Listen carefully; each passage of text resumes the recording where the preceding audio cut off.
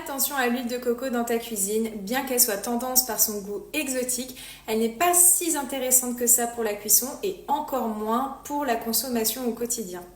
Une des raisons pour laquelle l'huile végétale de coco est beaucoup utilisée en cuisson est que sa température de fumée, c'est-à-dire la température à partir de laquelle une substance peut produire des substances toxiques, est assez élevée. Environ 180 degrés Celsius pour une huile végétale de coco non raffinée et 230 degrés Celsius pour une huile végétale de coco raffinée, ce qui pourrait donc bien convenir pour les fritures. L'huile végétale de coco qui conviendrait donc le mieux pour la cuisson serait celle qui est raffinée, or les procédés de transformation lui font perdre tout intérêt nutritionnel.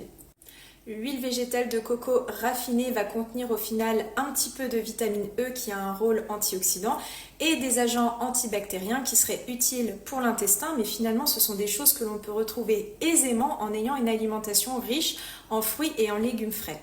Autrement dit, elle n'a aucun intérêt nutritionnel et en plus de ça, elle est très riche en acides gras saturés, comptés environ 90%, alors que le beurre en tient comparativement 50% et l'huile d'olive 15%. Ces acides gras saturés augmentent le taux de mauvais cholestérol et favorisent le risque de diabète, d'hypertension artérielle ou de maladies cardiovasculaires. L'huile végétale de coco a donc plus un intérêt en cosmétique et pour cuisiner, je te donne plus de conseils en description.